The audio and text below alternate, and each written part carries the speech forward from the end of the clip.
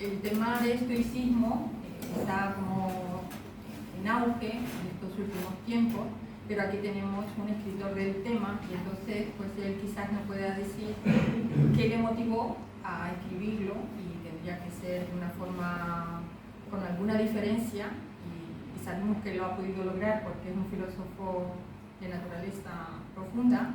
Entonces, pero ellos que no te conocen mucho, si nos puedes decir qué te motivó a escribir un libro de esta temática y quizás hablar someramente del movimiento estoico en la filosofía.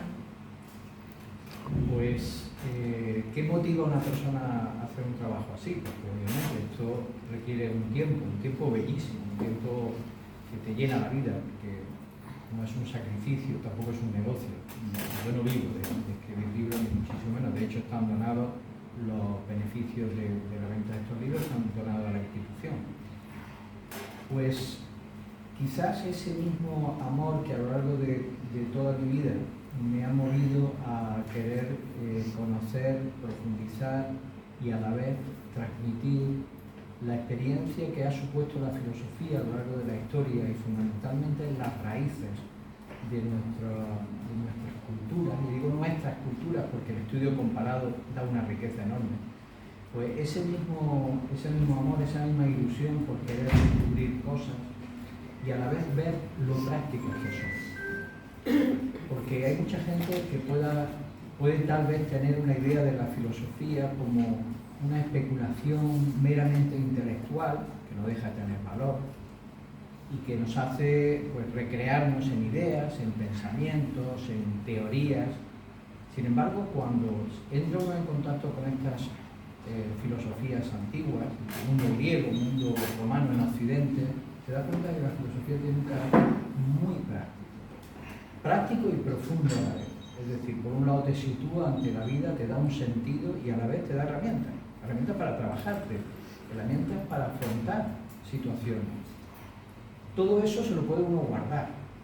Quiero decir, uno va descubriendo, se va enriqueciendo en un sentido interno en la vida y va siendo feliz, porque no hay mejor forma de ser feliz que realizarse como persona, aunque sea en pequeña medida. Pero quizá yo tenga un espíritu muy fuerte pedagógico, de querer transmitir, de querer enseñar. Me ha acompañado toda mi vida.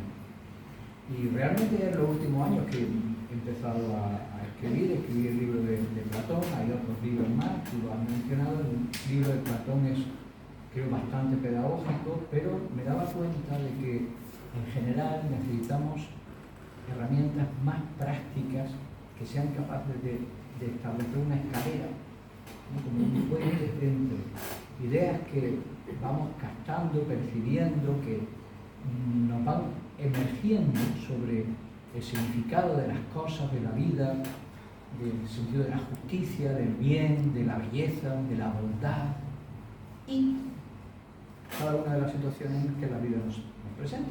Es decir, bueno, ¿y yo qué hago con esto ahora? O sea, que está muy bien hablar de justicia, pero ¿qué hacemos con el mundo que nos rodea? ¿Qué decisión tomo? ¿Me la juego? ¿No me la juego? ¿Digo la verdad? ¿No la digo? ¿Hacia dónde conduzco mis intereses? ¿Dedico todo mi tiempo a ganar dinero? ¿No lo hago? ¿Lucho contra lo imposible? ¿No lucho? Bueno, todo lo que en cada momento cualquier ser humano que tiene un poquito de conciencia se enfrenta, que es tener que tomar decisiones. Y ese es el sentido del libro, por eso aparece como un curso de estoicismo. En realidad, porque es un curso. Está hecho en 10 lecciones, tiene sus ejercicios prácticos, cada una de esas lecciones, y antes de ser libro fue un curso que impartí, además en pandemia, online, con gente de, creo que eran 12 países del mundo, coincidió, había muchos, era un grupo muy numeroso, y de ese curso surgió el poder traspasarlo a un libro y como experiencia, ¿no? Y creo que puede ser, creo que humildemente es útil. Esa es la razón de que exista este libro. En realidad existe porque existieron los estoicos, obviamente. No se puede hablar de algo que no existió, ¿no? Y están de moda. Y es oportuno, parece que me hubiese sumado al carro, ¿no? de lo que ahora mismo está en auge. Pero yo no creo que sea una moda. No creo que sea solo una moda. Es verdad que ha emergido, que se está empezando a difundir. No es la primera vez. Es decir, la vuelta a los clásicos sucede cada vez que hay una situación de crisis donde no tenemos referencias vivas y buscamos referencias en el pasado, modelos, inspiración.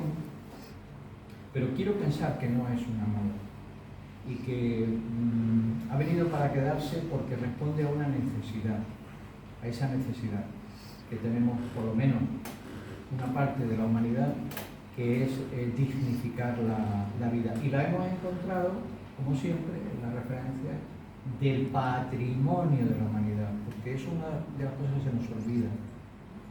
Este patrimonio no nos lo debe de quitar nadie, este es nuestro patrimonio real. Además, cuanto más se parte, cuanto más se divide, cuanto más se comparte, más crece. Es increíble, porque si empezamos a compartir el patrimonio de los palacios, de las bibliotecas, a lo mejor nos quedamos cada uno con un cachillo, pero el patrimonio de la sabiduría, de la experiencia acumulada por la humanidad, nos pertenece. Y no nos pertenece para guardarlo y sentir que tenemos un tesoro, sino nos pertenece para poder vivir más plenamente nuestra condición humana, que tiene que irse enriqueciendo con el aporte de esa humanidad que nos ha precedido.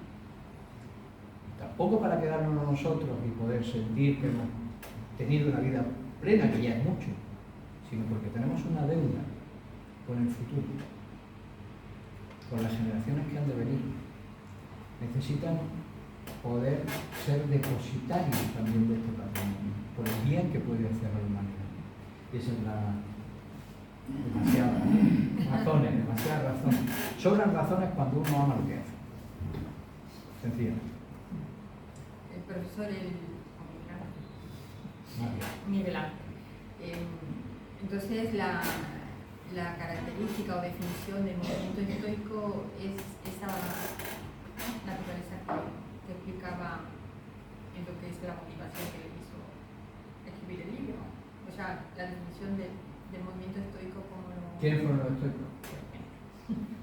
Aquí Sí, tenemos si usamos el término estoico, ¿qué pensamos? ¿Una persona estoica qué es? Se puede hablar. Se puede hablar. No cobramos. Agradecería que se hablara. ¿Qué pensáis que es el estoico en general? No estoy haciendo una pregunta de historia, estoy preguntando cuándo nosotros decimos que una persona es estoica, le estamos atribuyendo una característica que se ha acuñado a lo largo del tiempo como una forma, una característica de la naturaleza humana. Ser estoico es alguien que aguanta, ¿no? Que resiste mucho, que es muy sufrido. Bien, cierto, pero en parte. A que nadie se le ocurre pensar que un estoico es una persona alegre. ¿Qué estoico es? Porque es alegre, ¿no? Y sin embargo va unido, ¿no? Porque esa idea de fortaleza ante la adversidad, que sería una de las características, va unida a una actitud de serenidad y también de alegría por la vida. Porque se puede ser resistente y estar sufriendo con una actitud ante la vida de víctima, ¿no? Estoy aguantando, pero es que Dios me lo manda y aquí aguanto, ¿no? Y no creo que eso sea muy constructivo. Además no es estoico, ¿eh? Porque la actitud estoica de enfrentar la adversidad y por lo tanto ser fuerte y duro ante los embates de la vida no es de resignación, ¿eh?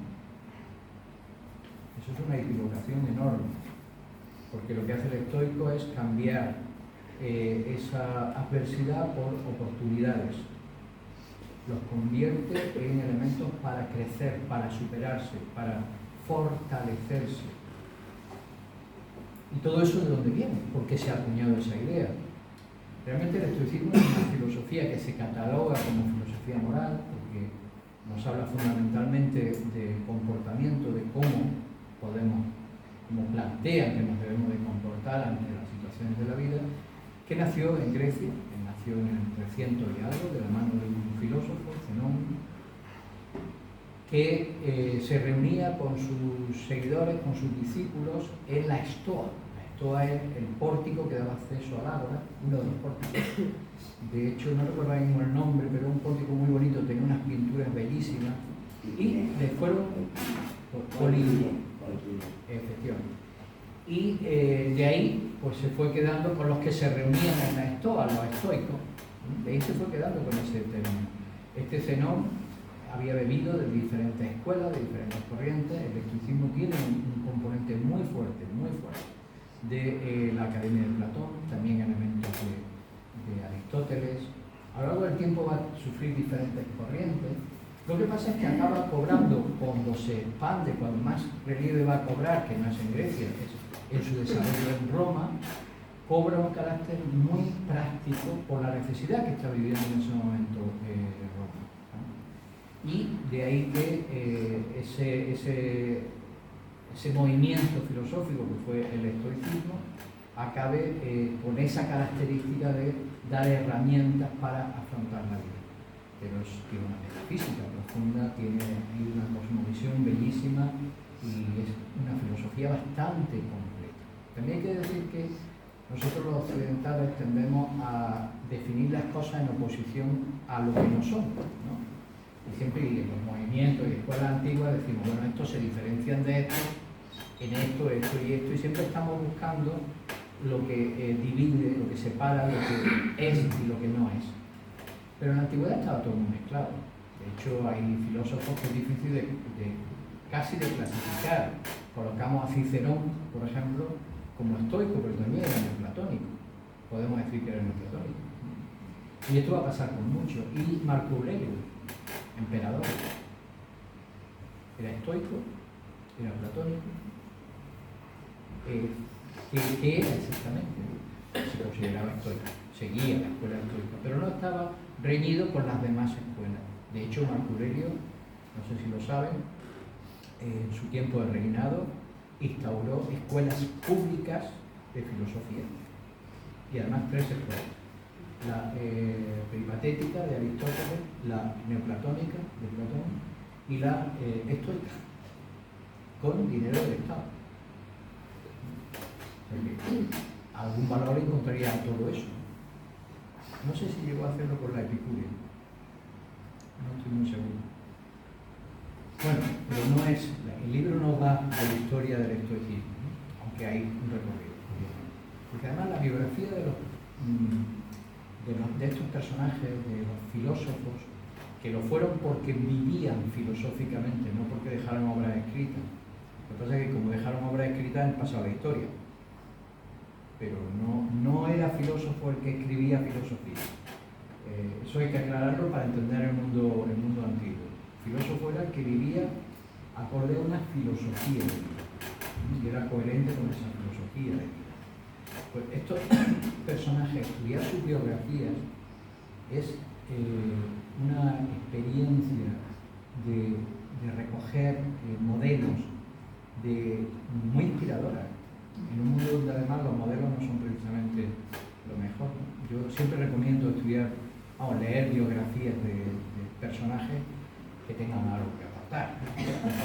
Pero creo que hay mucho. La humanidad ha tenido muy buena experiencia.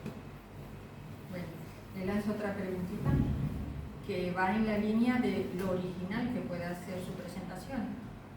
Es decir, que tiene un espíritu pedagógico, como acaba de decir, ¿no? Yo de vez en cuando te trato de usted, como salga. El caso es que hay una estructura en el libro interesante, que es que detrás de cada tema o al final de cada tema hay una serie de ejercicios, que todo el mundo no coge un libro y se pone a estudiar, porque como que merece el fruto seguir esa línea que marca el libro. Necesitaría de un instructor para que uno cogerlo ahí. A ver, yo no creo que un libro supla nunca a una persona. Eso antes he mencionado, esto es fruto de un curso. El libro no suple el curso, la posibilidad de interactuar con aquel que te está transmitiendo ideas, que se están poniendo de relieve una serie de ejercicios, de prácticas, de cosas que podemos llevar a nuestra vida.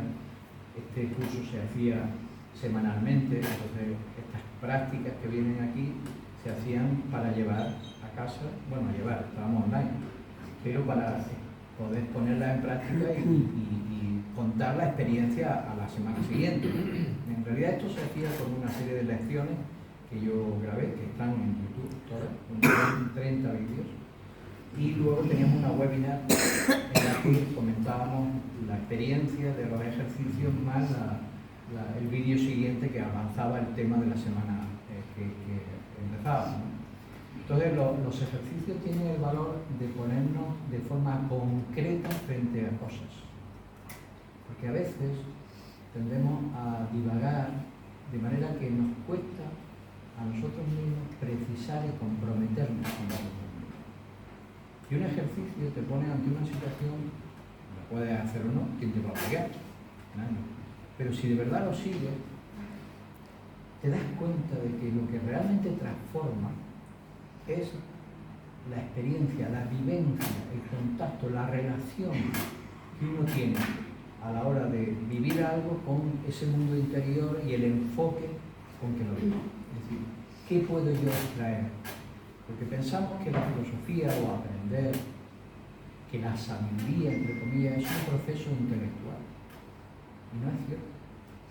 Tiene un componente intelectual, pero sobre todo tiene un componente de conciencia, de haber despertado capacidades, de haber despertado experiencias que nos permiten, más que comprender, ver.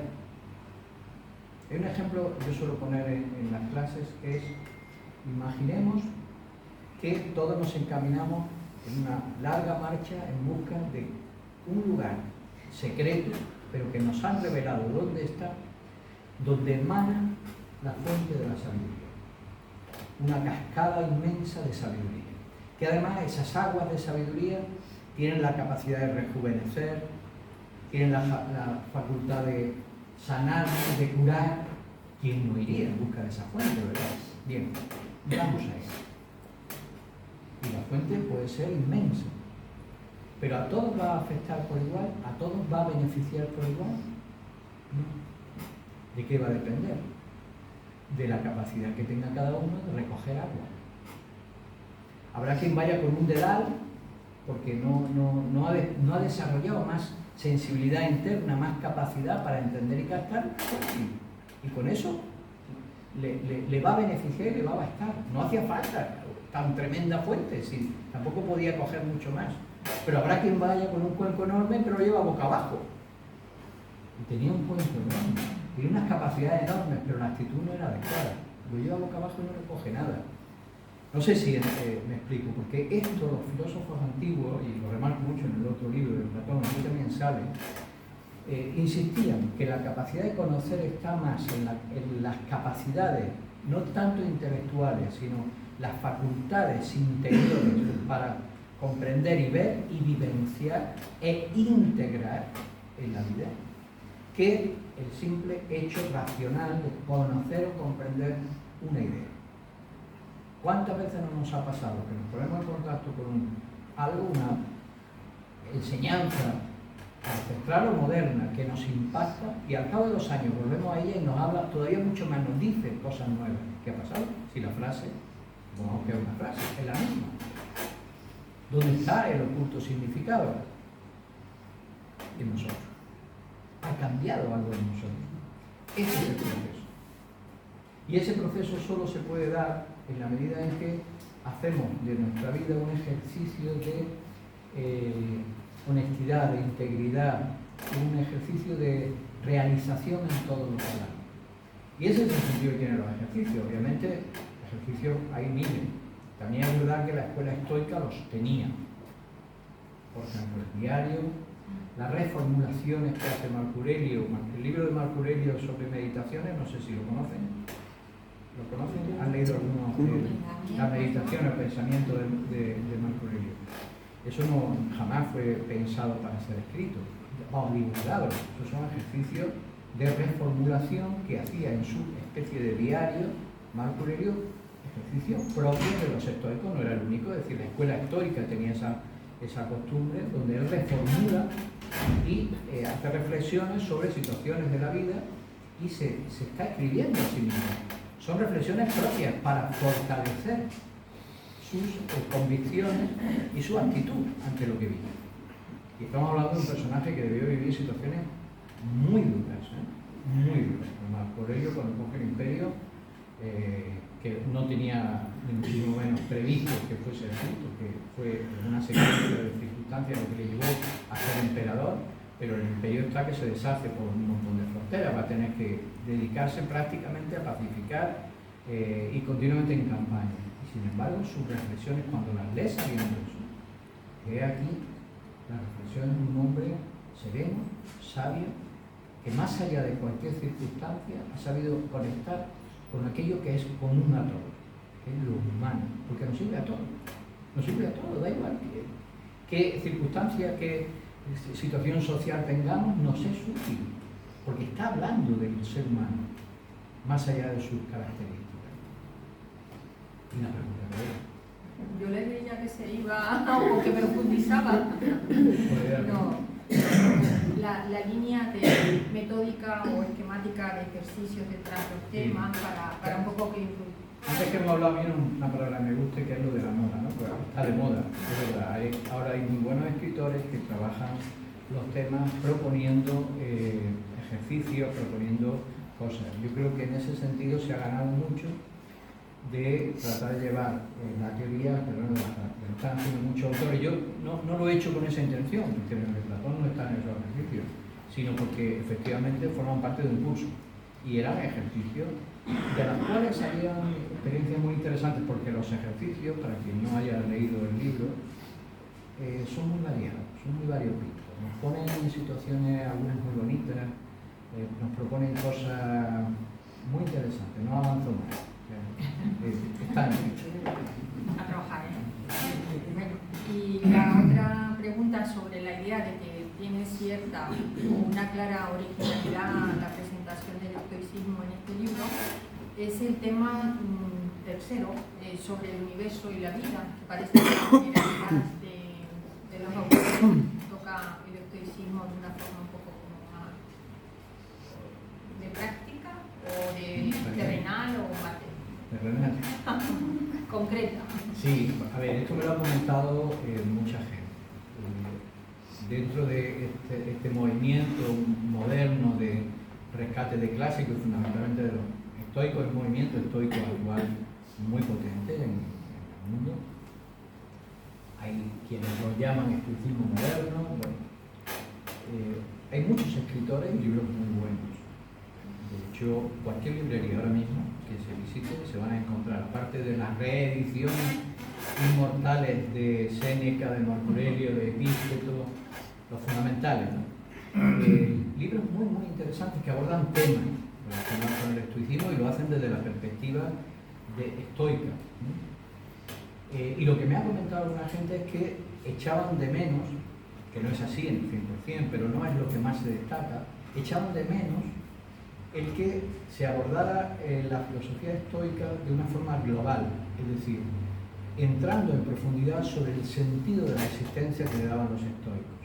Porque la verdad es que justamente por su practicidad el foco se ha puesto en elementos muy concretos, muy prácticos, de cómo afrontar la muerte, de cómo encarar mi proyecto de vida en el sentido de las cosas que dependen de mí, las que no, luego hablaremos de algunas de estas cosas, ¿no? Sobre la fama, el dinero, la riqueza, la amistad, la necesidad de desarrollar nuestra autoestima, nuestra fortaleza, nuestra resiliencia. Pero claro, todos esos son elementos que son fundamentales porque constituyen parte del autodominio de nuestra propia personalidad y del enfoque ante las circunstancias, pero todo eso realmente cobra más poder y más fuerza cuando está enmarcado en un sentido de resistencia. Y los estoicos, aparte de ser una filosofía moral, tienen una metafísica bellísima. muy vinculada con el neoplatonismo, pero una metafísica que da sentido a la existencia para aceptar el destino y para entender el sentido de la vida y cómo enfocarlo. Y eso normalmente no se aborda. No se aborda, por ejemplo, y esto lo conoce muy poca gente, pero hay algunos referencias a lo que sería la vida más allá de la muerte, por ejemplo. Porque afrontar la vida significa afrontar la muerte. No solo para tener la serenidad de decir, si no hay nada, no pasa nada, y si hay algo, no te preocupes ahora, que ya llegará el tiempo, ¿no? Que este es el planteamiento más básico. Sí, pero no, hay mucho más, hay mucho más. Y yo lo resalto. ¿Por qué? Porque a la hora de enfrentar un problema, el dolor, la muerte de alguien, la propia muerte, la adversidad, la injusticia, por ejemplo, y desarrollar herramientas para mantener la fortaleza, tú tienes que tener un sentido de por qué voy a hacer eso. ¿Para qué? Si al final todo esto es una... Si esto no tiene sentido. ¿Por qué tengo yo que aguantar a tal o a cual? ¿O por qué yo no voy a disfrutar de lo que me apetece, aunque con eso tenga que dañar a otro? Porque son preguntas que de nuestra naturaleza interna sale una respuesta, no es bueno, no es justo. Luego entonces hay una justicia, hay algo que es bueno y que no, hay algo que es justo y que no, hay algo que nos hace humanos o algo que nos destruye. Que ya instintivamente el ser humano sabe reconocer determinadas cosas, hay una conciencia interior, lo que los estoicos llamarán un logos, ¿no? Un principio interno que reconoce lo que es correcto, lo que no es correcto, y en realidad se trata de eso, de activarlo, no dejarse llevar simplemente por la hormé, por el impulso animal, ¿de acuerdo? Pero todo eso, ¿por qué? ¿Qué sentido tiene la vida? ¿Para qué nacemos? ¿Para qué morimos? En el estoicismo hay toda una cosmovisión, y lo planteo justamente como suelo hacer un ejercicio, me lo he traído, porque no sé si es oportuno, porque como estamos en una especie de entrevista,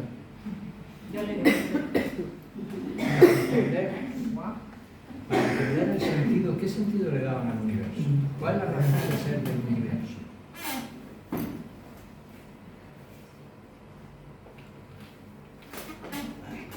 Aquí está, ¿eh? El sentido que le daban al universo está aquí. Si coges uno, no sé si va a haber para todos. No se la pongo.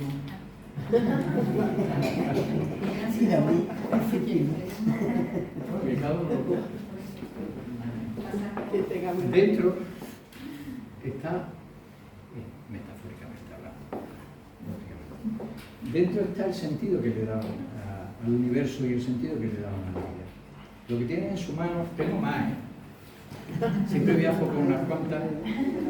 Estas tonterías, que no son para llamar la atención, sino porque a veces una imagen vale más que 1000 palabras.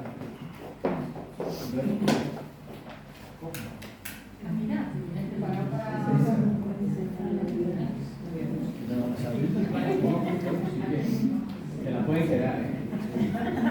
No recuerdo.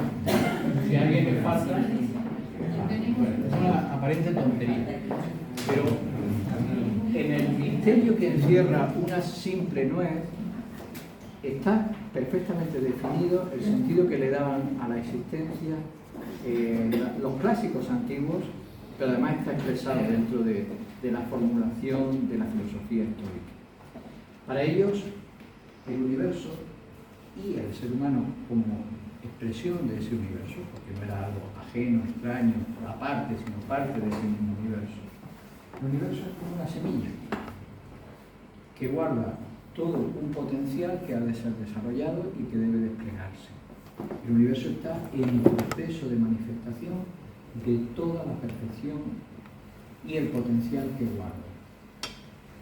El ser humano, como parte de ese universo, que para los estoicos del ser humano es una expresión de ese origen primero, de ese mismo logos, de esa misma inteligencia que rige el proceso y posee la imagen y semejanza del logos universal, un logos, también una conciencia interna que ha de desplegarse, que ha de manifestarse. Tiene como sentido lo que hoy llamaríamos, este concepto no existía en aquella época, lo que hoy llamaríamos evolución. Pero no evolución material, sino evolución de la conciencia, de ese potencial. Por lo tanto, la existencia tendría como sentido, como razón de ser, justamente la realización del ser latente para que manifieste todo lo latente en algo real, en algo manifiesto. Ese es el sentido. Bajo ese sentido, todo el universo va en una dirección. Tal vez no la podamos captar ni comprender su completura, pero eso nos está dando ya la idea de que existe un sentido. No es casual, no obedece a cualquier cosa. Hay una inteligencia, hay unas leyes y el universo se encamina hacia esas leyes con muchos altibajos, pero se encamina igual que el ser humano. ¿Qué hace el estoico bajo esa idea? Entiende que todo lo que sucede, si se sabe vivir con la conciencia adecuada, contribuye a nuestro propio desarrollo. Si no, caemos simplemente en una especie de abandono que hace que los avatares de la vida nos lleven de un lado para otro. Lo explico en el libro, lo suelo simplificar con una doble actitud, ¿no? La actitud de víctima en la vida, que está siempre quejándose de todo lo que pasa, que se lamenta de lo que sucede, que está siempre pidiendo a Dios, al cosmos, a la pareja o a quien gobierne en ese momento que le resuelva la vida para ser feliz. O está la actitud de aprendiz, que recoge cada experiencia y la transforma en una oportunidad. Aprendiz, de guerrero. Pensemos que esta filosofía se desarrolla en Roma. Roma tiene un espíritu guerrero muy fuerte, ¿no? de construcción, de expansión, de consolidación de estructura, bueno, constructiva. Eso es algo que cada uno elige. De ahí que el estoico no se queja. Pero no es que no se queja porque sea duro, o porque esté, con perdón, estreñido, ¿no? No se queja porque acepta lo que tenga que venir. Así, cuando el destino le trae situaciones que considera forman parte del devenir en su conjunto que finalmente nos conducirá a lo largo de los miles y miles de años hacia ese despliegue de ese potencial que está aquí latente, aunque no se queje, aunque sufra las consecuencias, sin embargo trata de intervenir y ver qué depende de él y qué no depende. Una de las formulaciones del estoicismo más claras, más potentes, ¿no? Ante el destino, ante las situaciones, ante tus propios proyectos de vida, ¿a qué te aferras? ¿No? La disciplina del deseo. ¿A qué te aferras? ¿Cosas que dependen de ti o cosas que no dependen de ti? Si te aferras a cosas que dependen de ti, has hipotecado tu felicidad, porque está en manos de las circunstancias. Si descubres que realmente tu fuerza está en tu mente, pero no porque seas más inteligente o menos, sino por cómo enfocas la vida, si descubres que tu fuerza está dentro de ti, entonces la vida empieza a estar bajo tu control. Lo que pasa es que es muy difícil diferenciar qué depende de uno y qué no. O qué parte, ¿no? ¿Qué parte depende de mí y qué parte no depende? ¿Hasta dónde? Por eso hará falta otro tipo de disciplina, que ya no es la de no aferrarse a cosas que no, sino la de el discernimiento, el consentimiento. Hay mil formas. Se dan tantos nombres que yo prefiero ser muy simple. La disciplina que nos permita desarrollar nuestro discernimiento, reconocer la cantidad de filtros, prejuicios y opiniones que nos impiden ver la verdad. No digo la verdad con mayúsculas, reconocer las cosas como son. Nos impiden ser nosotros mismos, porque estamos cargados de impresiones, de clichés, de elementos que nos han condicionado en la ignorancia, nos condicionan muchísimo en la ignorancia. El estoico busca salir de la ignorancia precisamente para saber elegir, para poder ser libre. Y solo es libre quien conoce las consecuencias de sus decisiones. porque podemos pensar que somos libres y me dejan hacer, ¿no? De hecho, reclamamos libertad cuando nos condicionan, ¿cierto? Decimos, no, es que yo no quiero que me impongan. Evidentemente hace falta una posibilidad que nos dejen la oportunidad de elegir. Perfecto. Pero eso no nos hace libres. De hecho, es lo que menos libre nos hace, aunque sea una condición necesaria. Lo que más libre nos hace es que tengamos no la posibilidad, no que nos dejen, no que nos den la oportunidad de elegir, sino que tengamos la capacidad para elegir. Porque si a mí me dan la oportunidad de elegir y yo no tengo ni idea de dónde me conduce cada camino, me han engañado, me han dicho que soy libre y sin embargo yo no sé dónde va esto. Sin embargo, si yo puedo desarrollar la capacidad para elegir, para ver, para comprender, aun cuando no me dejen elegir, yo ya me buscaré la cadena. Seguro que rompo las cadenas, pero el que no es capaz de verlas no las puede romper, porque no sabe ni que existen. Bueno, pues esto a mí me gusta usarlo como símbolo del sentido de la vida, porque esto, que parece que es una semilla, guarda un potencial insospechado. Es el del nogal, que no se parece a esto en nada. ¿O sí? ¿A qué llamamos nosotros hoy en día progreso? ¿A qué llamamos realización? Crecimiento. A un proceso donde aumentamos cuantitativamente las cosas. Pero la vida no funciona así. Nuestra realización, el progreso de la humanidad, no es tener más, no es una cuestión cuantitativa, no es viajar más rápido cada vez, no, es un proceso cualitativo, es desarrollar las capacidades que están latentes y que nos llevarán a experiencias increíbles, insospechadas. Porque si pensáramos que el desarrollo, el crecimiento fuese solo cuantitativo, tendríamos que pensar que cuando estábamos en nuestra etapa animal y teníamos unos sentidos muy agudizados, el oído, el olfato. ¿Tienen los perros un sentido agudizado con respecto al olfato en relación al hombre? Luego, la evolución debería llevarnos a cada vez tener más olfato, cuantitativamente. Oído, cada vez más oído, o sea, llegar a oír el rumor de la órbita de un planeta, no sé. Y sin embargo, cuando nosotros oímos una música que nos conmueve por dentro, estamos oyendo. Hemos desarrollado una cualidad que no tiene un perro. Y sin embargo estamos oyendo. Y probablemente el perro oiga más. No sé si es el caso del oído, ¿no? El olfato seguro. Oye más. Tiene más capacidad para percibir sonido, pero no tiene esa cualidad de oír a través de la música algo que no es material. En este caso la música tampoco llega a ser material del todo, que está más allá, porque en el perro no hay una conciencia como la que hay en el hombre que le permita percibir la belleza, la armonía. Un perro no distingue, eso no lo puede captar.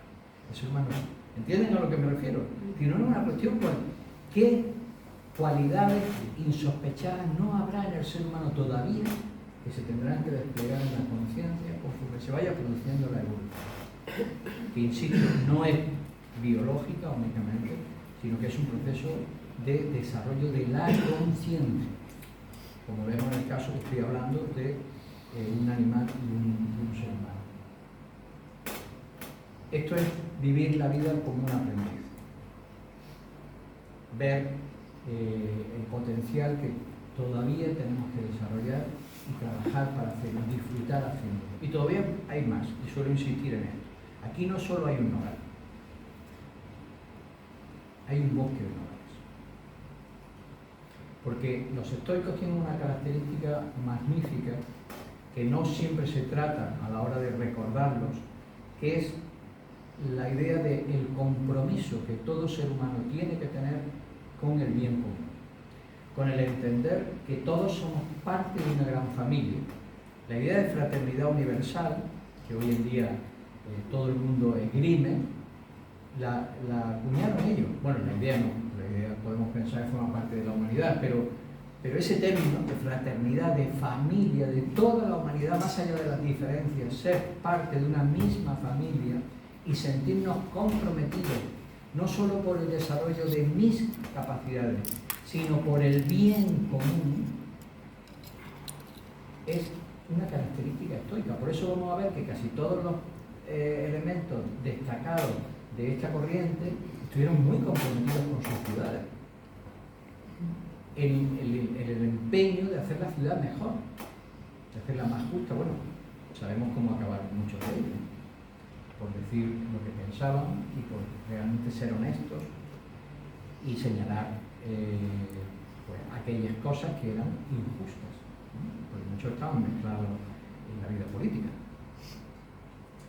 Pero su empeño era ese compromiso en saber, en la parte que me toque, donde me haya colocado el destino, yo tengo que construir y pensar no solo en mi bien, sino en el bien común.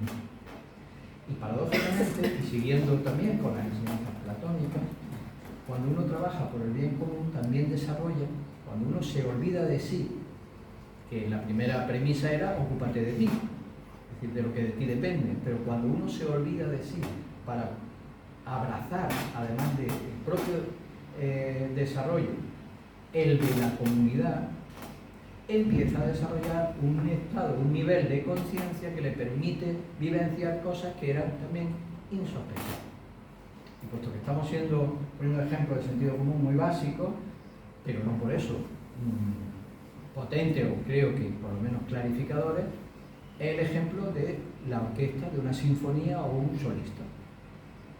Uno puede ser magnífico violinista, pero hay una experiencia más allá del solista, más allá de la interpretación del propio instrumento, y que solo se pone de relieve cuando florece, cuando aflora con un concierto. Y que no es la simple suma de instrumentos, es lo que se expresa a través de esa suma. Aparece algo que no existía. Eso es la evolución. Porque al principio podemos pensar, incluso desde el punto de vista biológico, que había unidades muy básicas que conforme se unían dieron nacimiento a seres más complejos que desarrollaban y desplegaban realidades que no podía vivir en la pequeña célula. ¿No? Así es, toda la evolución es unidad, es búsqueda de unidad, es encuentro de las partes para experimentar algo que las une, que está más allá de ellas. Eso lo vivían los estoicos. Por eso hablaban, más allá del interés de cada uno, hablaban del bien, de la justicia, de la bondad, de la belleza, como modelos, como arquetipos que podían realmente unir a toda la humanidad y que solo se podían vivir en la medida en que los seres humanos trabajaban al unísono.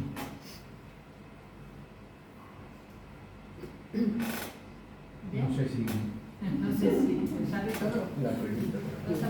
la pregunta. ¿no? Yo uso esto, las preguntas las estoy usando como excusa. Yo les quiero contar cosas. Es que lo que iba a hacer ahora, ya de alguna manera ha respondido a la última pregunta que le iba a hacer, que era como una disciplina que toca en todos los capítulos, y ya lo ha hecho, Entonces, más o menos. Bueno, más o menos. Para ser ortodoxo, porque parece que no estamos hablando de estoicismo. Pues por eso les quiero otra vez reconducir. Y entonces supongo que están aquí porque el estoicismo de alguna manera les habrá atraído por un pensamiento, por alguna cuestión personal propia que no habéis superado, por infinitas cosas, ¿no? Y entonces se abre quizás ahora un momento de preguntas para él. Con moderación yo voy a ir dando la palabra y a ver si él puede contestarla en el fondo o del estoicismo, ¿sí? No se trata de todo un consultorio. Si no me hacen preguntas, yo me vuelvo a enrollar y... Por eso.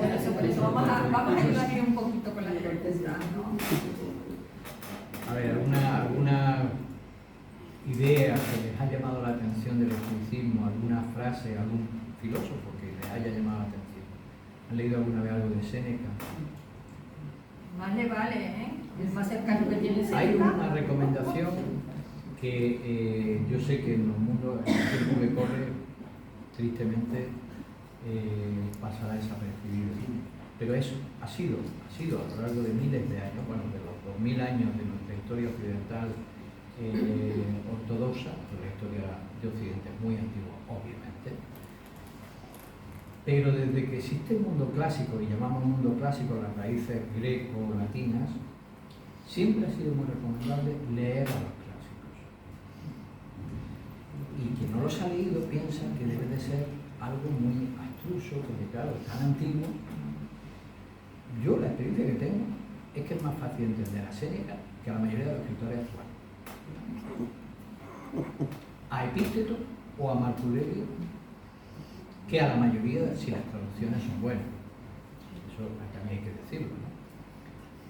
Porque a veces en nuestro mundo actual le damos tantas vueltas a las cosas, es como si tuviéramos que estar justificándonos. Y lo bonito de los clásicos es que nos exponen de forma tan sencilla sus ideas, que de lo que se trata es simplemente de que uses eso como un espejo y te mires, te contemple o contemple la naturaleza y piense si te resulta coherente o no. En el caso de Platón va más allá, porque Platón te enseña a pensar.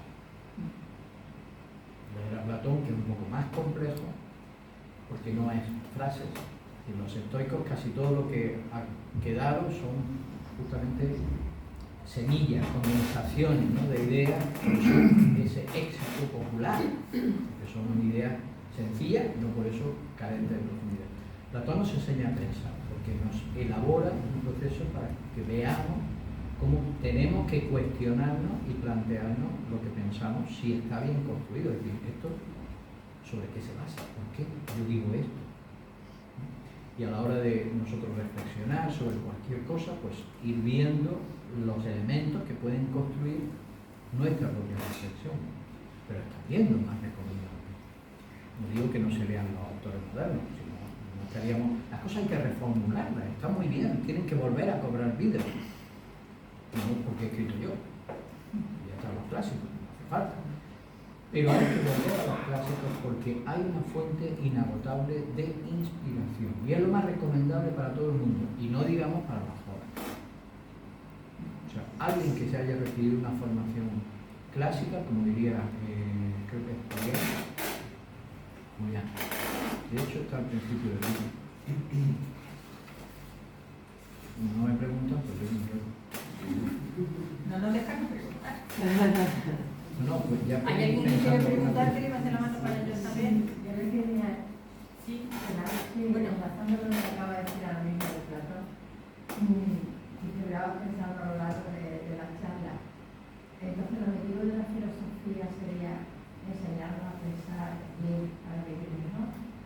Enseñarnos a pensar bien para vivir mejor. Sí. No solo pensar bien, sino lograr unir las tres esferas de la naturaleza humana que en el mundo clásico, digamos, tratan de definir nuestra naturaleza, que es pensamiento, sentimiento y acción. Acción es vivir mejor. Claro, ese concepto de vida buena, de vivir mejor, cada uno lo tendrá en un aspecto, ¿no? Es decir, habrá quien, el culmen de la felicidad está justamente en la esfera más baja, la de las necesidades biológicas, los instintos y necesidades biológicas. Porque estoy hablando de soma, psique y nous, para los que tengan a lo mejor alguna relación con estas enseñanzas antiguas. Soma es la parte biológica y sus necesidades. Psique es la parte emocional, que va desde los instintos, muy pegado a la parte somática, hasta los sentimientos más elevados. Y nous representa no solo el pensamiento, sino esa conciencia o espíritu, la raíz más profunda del ser humano. Esas tres esferas tienen como tres necesidades, cada una reclama su parte de necesidad, ¿no? Y nuestra conciencia puede atender más las necesidades biológicas que a lo mejor las necesidades emocionales o a los sentimientos más profundos o a la necesidad de comprender o de saber o simplemente de experimentar la justicia o la belleza, que formarían parte de ese mundo superior, no ético, ¿no?, ese mundo del ser. ¿Dónde encuentra la satisfacción cada uno? Pues donde tenga puesto su punto de apoyo. El bruto, y no estoy descalificando, simplemente hablando de lo que sería el grado de conciencia, el bruto, que solo percibe y atiende a los impulsos más instintivos, su satisfacción vital estará en la satisfacción de esos impulsos y necesidades. Claro, los estoicos advierten, si solo persigues placeres, caerás en una espiral, en una trampa, porque en el momento que satisfaces un deseo, inmediatamente nace otro. Se trata de salir de ahí. No porque los deseos sean malos, sino porque te esclavizan. Lo que hay que lograr es que esos deseos respondan a tus logos. Se llaman el hegemonicón, ese gobierno interior, esa conciencia que sea capaz de poner las riendas a cada uno de nuestros impulsos interiores. Y no nos movamos de forma impulsiva, sino racional. Pero el concepto racional no es el concepto racional del siglo XVIII, no, del siglo XIX, no, del siglo XX, no. Es guiado por la razón o logos, que es discernimiento, inteligencia, intuición, captación del sentido de lo bueno, de lo justo, de lo bello y de lo verdadero. No es la razón discursiva, que generalmente solo atiende al propio interés y beneficio. Y la lógica. La lógica se da en un nivel, pero hay cosas que están más allá de la lógica. Y por debajo también. Y que forman parte de la naturaleza humana. Entonces, para el estoico, esa visión completa de la propia naturaleza es esencial. ¿Alguna pregunta? Si no, le lanzo yo una. Vale, ya se anima. Ya no busco la frase. No, tú has hablado de la cosmovisión del estoico. Haciendo una comparación con la cosmovisión oriental, nos vamos también dentro del mundo clásico, pero en Oriente. Hay un concepto que ellos tenían que era la ley del karma, acción-reacción. Tiene que haber en el mundo estoico una formulación a lo mejor de esos conceptos bajo otros nombres, pero que el destino y la providencia. Efectivamente. Es decir, lo que van a plantear es que todos nuestros actos tienen una repercusión y una consecuencia en el marco de las leyes que ha marcado el logos. Pero todo conduce a la realización del plan del logos. No es casual. Por lo tanto, todo lo que sucede tiene una razón de ser. Acéptalo. Aceptar lo que sucede no significa, insisto, resignarse, sino acéptalo como punto de partida. Acéptate a ti mismo también. Conócete a ti mismo, reconoce tus fortalezas y tus debilidades, no para quererte mucho, en el sentido moderno, ¿no? Es decir, cuidado, a mí nadie me señale nada, que yo soy como soy y al que no le guste que sea más. Eso jamás lo diría un estoico. Pero no porque no le importen los demás, no, sino porque él está en continuo cambio y transformación. Y lo que aspira es a la perfección. Y si aspira a la perfección, no puede estar conforme con lo que a lo mejor hay que pulir dentro de él. Y si hay que pulirlo, pues habrá que enfrentarse a lo que haya que hacer para mejorar. Si me viene una situación o cualquier cosa que yo no puedo controlar, la acepto como punto de partida. Me acepto a mí con mis defectos, pero no para quedarme estancado, sino para saber con qué material tengo que trabajar.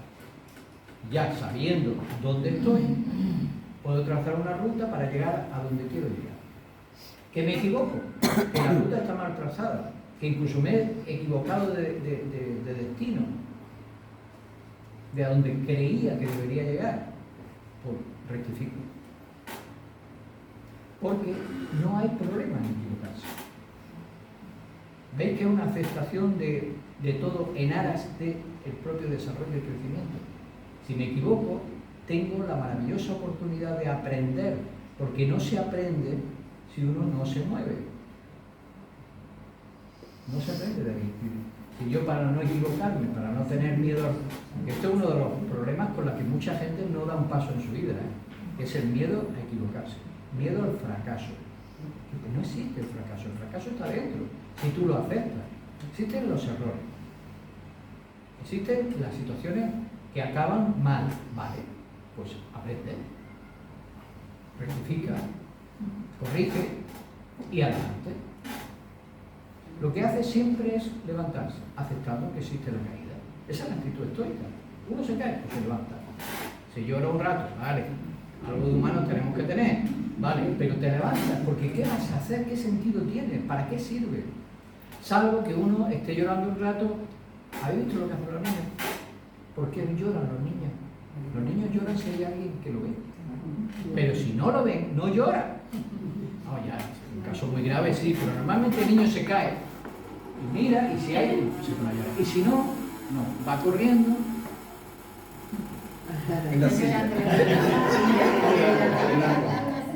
No digan que no es sospechoso. ¿No lo han visto? Que el niño va corriendo y cuando ve a la madre empieza a llorar. Porque está llorando para que le escuchen. Bueno, la mayoría de las veces nuestras quejas, lo único que están reclamando es que nos quieran un poquito. Que nos presten un poquito de atención.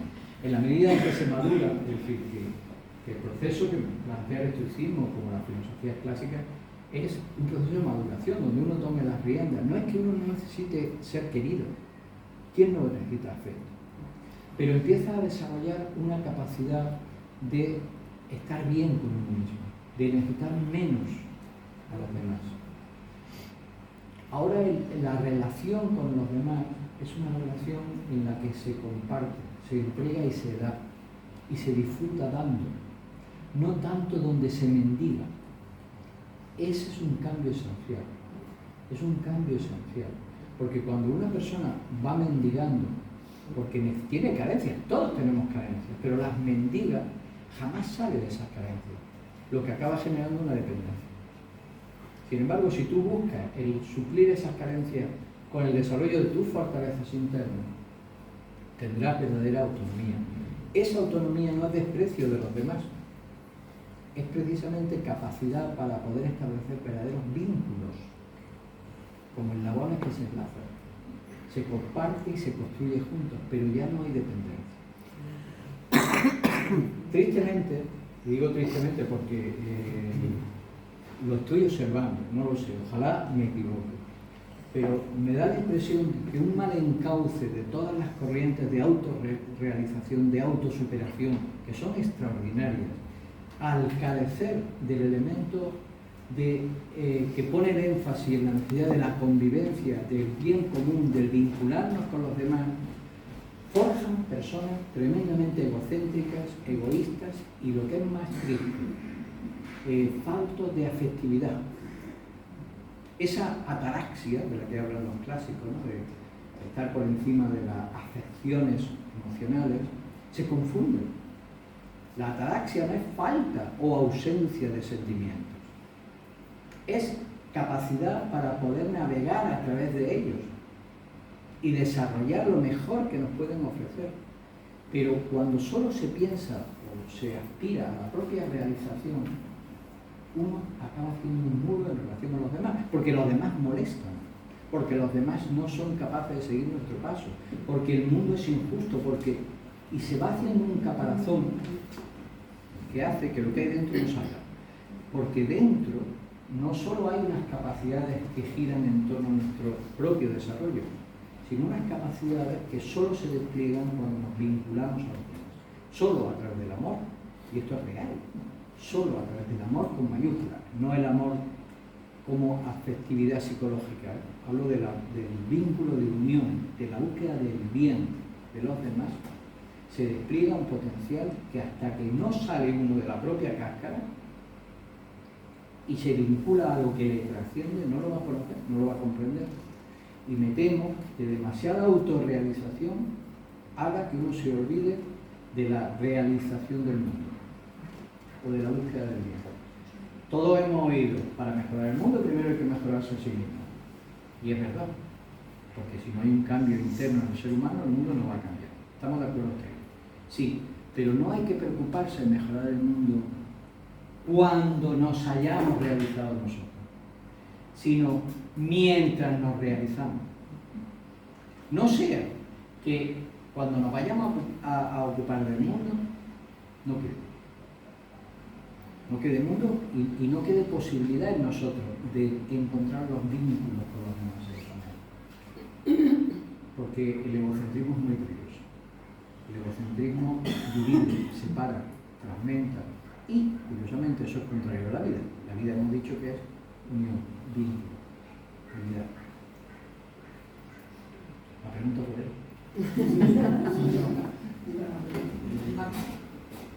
Habló al comienzo y menciona la palabra resiliencia. Resiliencia. Entonces, ¿Qué palabra? yo pensé, resiliencia. La palabra resiliencia es moderna, relativamente, aunque se ha empezado a utilizar.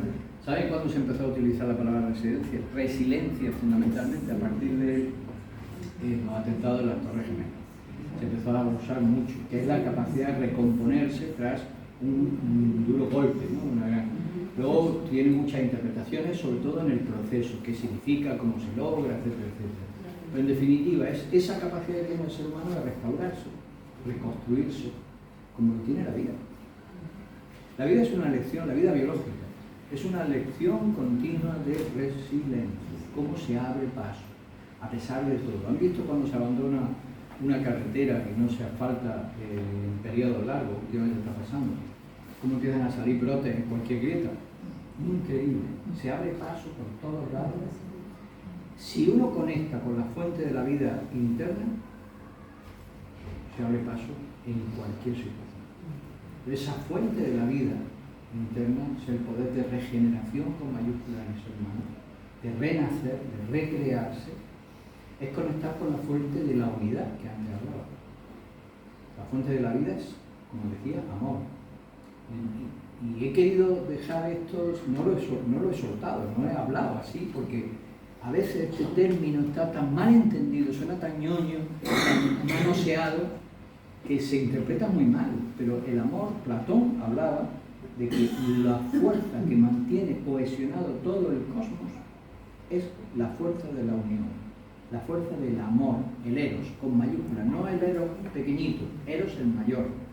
Es decir, el primero de los dioses, la primera manifestación que surge es la fuerza que va a mantener lo que se va a manifestar unido y que se expresa en armonía, se expresa. Esa fuerza de unión es lo que realmente puede hacer que nosotros nos descompongamos. Si no hay amor, y no me refiero a amor con nosotros mismos, amor a la vida, sentido, salir más allá de lo que a mí simplemente me interesa, me conviene, que no es anularlo, que es trascenderlo. Hay un misterio que ignoraremos siempre. Y además es curioso porque el amor es el motor de toda acción. Lo que mueve el cosmos es el amor. Si queréis lo expreso de otra manera. El mundo emocional es el que mueve el mundo vital. Cuando uno está enamorado es capaz de hacer las cosas más increíbles. Y cuando pierde, cuando cae en depresión, cuando pierde esa gana, esa ilusión, no tiene vida, no tiene fuerza, no tiene energía. Se apagan todos los motores biológicos incluso, ¿eh? ¿Qué habrá en ese nivel de conciencia que hace que todo se mueva? Ahora, unamos, y ya con esto, no sé si... Sí, se lo mejor. Sí, salvo que haya alguna pregunta así. Al final del libro, después de hacer un repaso por 10 fortalezas estoicas, que es la última lección, es una especie de repaso, la sintetizo en 3, que es una especie de trinidad logoica, ¿no? Que es la fuerza del amor, que en lo sublime es esa fuerza que cohesiona las cosas, pero que en lo práctico es la capacidad, lo que podríamos llamar hoy en día como inteligencia emocional, de saber conducir adecuadamente nuestras emociones y que se sublimen en sentimientos elevados y no solo en impulsos, como son las emociones más básicas. Amor, control de las emociones, sublimación, sentimiento, inteligencia, con mayúsculas, discernimiento, que es dominio de la mente. dominio de nuestras impresiones, de nuestras ideas, para conducirlas y que puedan captar las leyes de la vida, y voluntad para actuar, para tener una vida reflejo de lo que consideramos que es bueno o justo, es decir, una vida acorde a lo que pensamos.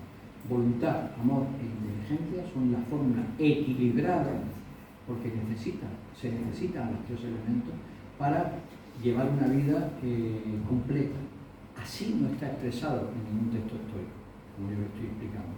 Pero cuando se visualiza esta fórmula, se da uno cuenta de que efectivamente estaba detrás, no tiene por qué ser el término, detrás del pensamiento estoico, que es control de las emociones, control del pensamiento y desarrollo de la voluntad. ¿En aras de qué? Del despertar o expresión del ser o esencia interna, que es imagen y semejanza del ser o esencia interna del universo, de Dios. Por eso no les extraña en absoluto que el cristianismo recogiera la moral estoica como base de la moral cristiana, que lo es, porque en realidad el cristianismo va a construirse en un contexto histórico, de ese contexto histórico va a beber, y hay mucho del estoicismo, como hay mucho de Platón y de Aristóteles, digamos. Bueno, ¿alguna pregunta final? Es que el estoicismo va un poco con el ser humano, ¿verdad? Antes de leer a los estoicos, después los he leído y digo, pues es que así pienso yo y así siento yo. Hay mucha Antes de gente leerlo. que se ve muy reflejado. Probablemente los estoicos no inventaron el estoicismo, pero como son los que se llamaron así, Claro, expresar. Y supieron es expresar. decir, es que lo que vemos en el estoicismo es algo atemporal. Antes han hecho una relación con Oriente. Dentro de poco yo tengo una conferencia que va a hablar del estoicismo y del budismo como elementos comparados, ¿no? En el budismo vamos a encontrar elementos muy similares. En Oriente vamos a encontrar elementos similares. ¿Qué es lo interesante? Más allá del ropaje cultural, quedarse con eso que justamente hace que hoy siga estando vivo. Porque hemos mencionado a Séneca, a Epícteto, a Marco Aurelio, pero ellos murieron, ellos ya no están. A nosotros nos puede resultar simpático, entrañable recordarlos, debieron de ser, pero a nosotros lo que nos interesa es nuestro presente.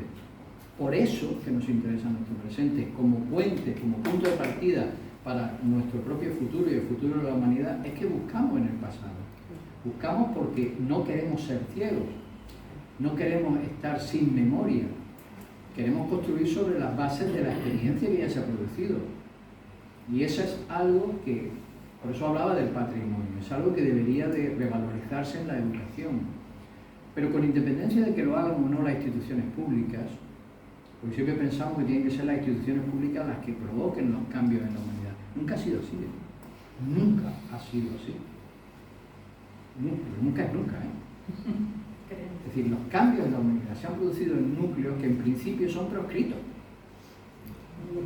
Son proscritos. Proscritos no quiere decir que estén en contra de, simplemente el estamento de poder pues tiende a querer establecer lo que ya está consensuado, pero si algo quiere cambiar las cosas no le va a resultar cómodo.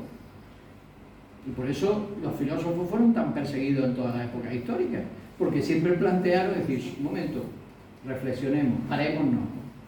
Y si el mundo fuese maravilloso, haría falta también los filósofos a decir, a lo mejor no es tan maravilloso como creemos. No sé, es una necesidad de no esperar que el mundo haga las cosas, sino empezar a ser uno, esto, semilla que cambia el mundo, semilla que cambia las cosas.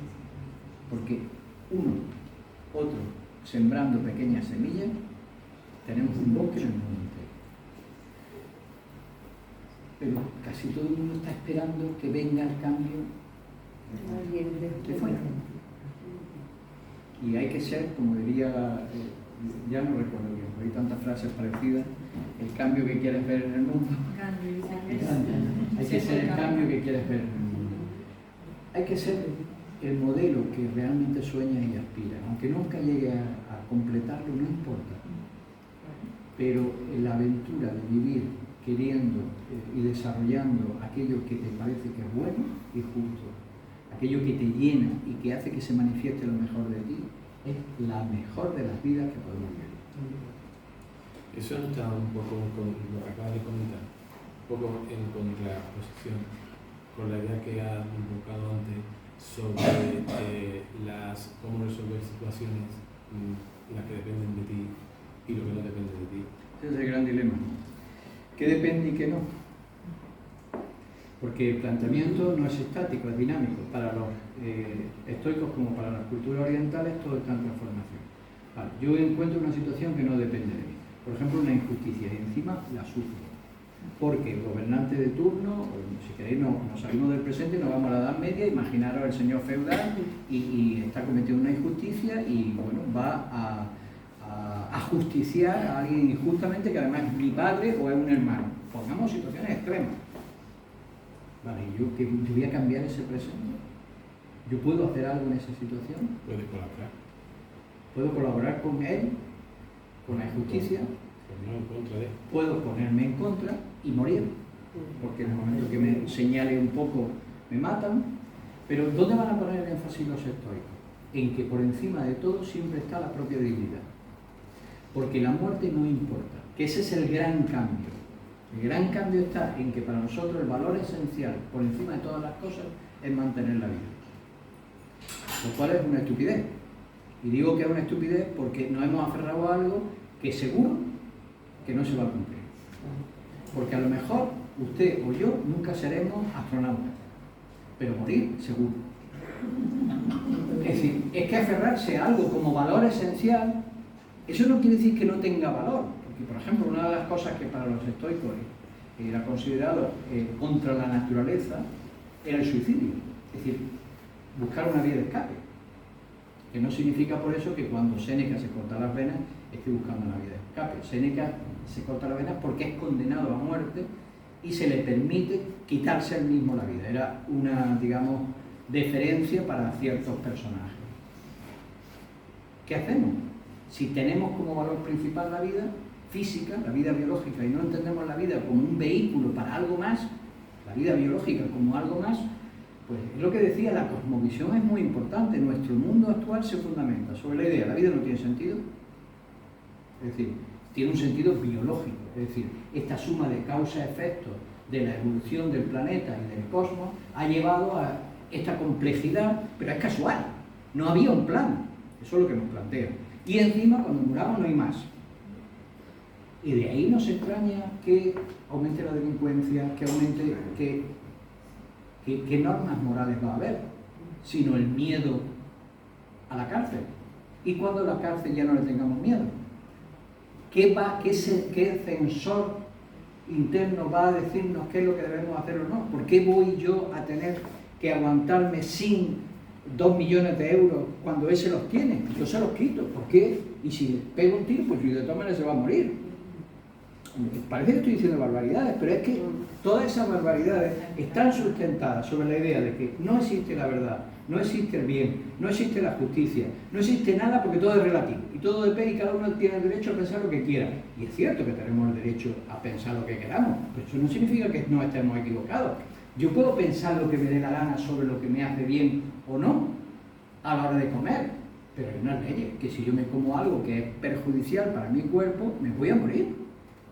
Y se ha truncado mi proyecto de vida. ¿Es cierto o no? ¿Hay una ley o no hay una ley? ¿Por qué pensamos que no va a haber unas leyes psicológicas o a otros niveles? Claro, la respuesta es sí, pero es que la imposición que ha habido de las religiones que son las que... Pero ¿por qué no tenemos que ir al otro extremo? ¿Y si dejamos la puerta abierta para que el ser humano busque? Que es lo que ha hecho la filosofía siempre. Es decir, busquemos. Vamos a consensuar que debe de tener sentido esto. Porque si no tiene sentido no buscamos, ¿vale? Busquemos ese tesoro. Pero además respetémonos, aunque habrá que poner una serie de elementos que son universales para que esto funcione. Entonces, más allá de una ética o moral de costumbre de cada pueblo, de cada donde hace sus estructuras de comportamiento, tenemos que ponernos de acuerdo en aquello que es universal, que debería de ser común para todos los seres humanos, si no las guerras no van a acabar nunca. Es decir, hay principios que pueden ser universales más allá de las culturas. Sí. ¿Que no los conocemos o que no los podemos formular muy bien porque ponernos de acuerdo es muy difícil? Probablemente. Pero hay una ética universal. Estoy convencido que sí. Hombre, si no, no hubiera creado la red de ética universal. Pero es un trabajo para hacer en conjunto, de ir perfilando aquello que nos hace humanos. No que nos hace franceses, chinos, blancos o negros, sino humanos.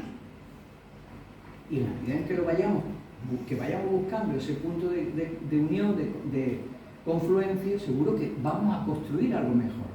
Que se perderá, es decir, la humanidad todavía le queda muchísimo, muchísimo, porque una cosa es haber logrado algo y otra cosa es gobernarlo, ¿no? Conquistar se nos da muy bien conquistar, bueno, bien, de vez en cuando conquistamos, pero ahora hacemos, porque no sabemos gobernar. Hicimos la Declaración de los Derechos Humanos. Al paso que vamos, ¿cuánto le queda? ¿100 años? Ella ha hecho mucho, ¿eh? Pero fue una conquista, comparado con tiempos antes, fue una gran conquista. Cuidado, no la despreciemos por el hecho de que no se cumpla. Mejorémosla, vamos a comprometernos porque de críticos ahora mismo estamos sobrados. Todo el mundo hace un análisis de todo lo malo que hay en el mundo. Es raro quien no opine sobre algo que esté mal. No sé si se han dado cuenta. Pero nadie aporta para hacerlo bien. Nadie aporta. Todos los cambios que se pretenden son cambios de sistemas, cambios de leyes, cambios de gobernantes. ¿Cuándo va a haber un cambio en los valores? ¿Cuándo se va a proclamar la necesidad de redignificar de valores humanos todas las instituciones que en el fondo son personas? ¿Cuándo vamos a poner en valor la condición humana? Nos vamos a preguntar ¿qué nos hace humanos? Porque sería la primera pregunta que hay que hacerse. ¿Qué nos hace humanos? ¿El sexo, el género, el color? ¿Qué nos hace humanos? Vamos a poner el énfasis en lo que nos hace humanos y no lo que nos diferencia. Pues todo ese es el discurso que hace práctico que traigamos, por ejemplo, los estoicos cuando hablan de una fraternidad universal, que traigamos a los clásicos de Oriente, de Occidente, como una necesidad de poner pilares básicos y esenciales sobre desde dónde queremos construir nuestro futuro. Porque eso lo tenemos que plantear. Podemos no hacer nada, pero seremos parte de esa gran masa de la humanidad que solo sufre las consecuencias.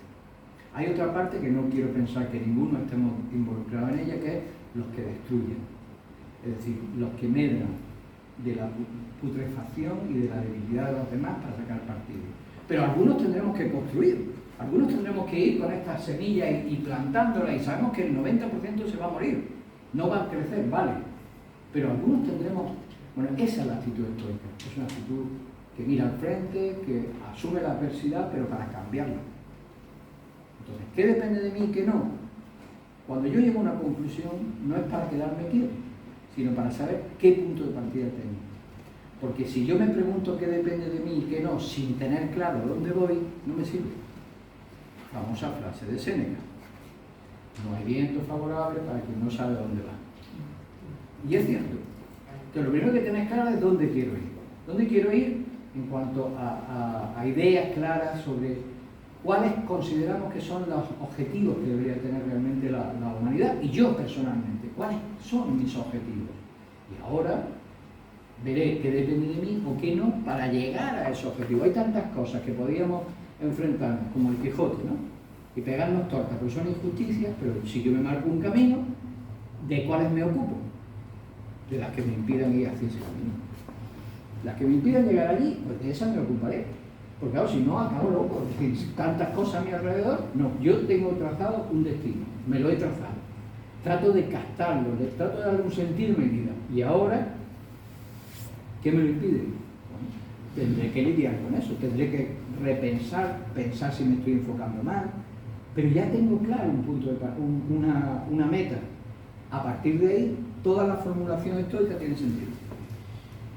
Sin tener meta, la formulación estoica les puedo asegurar que no sirve. No sirve.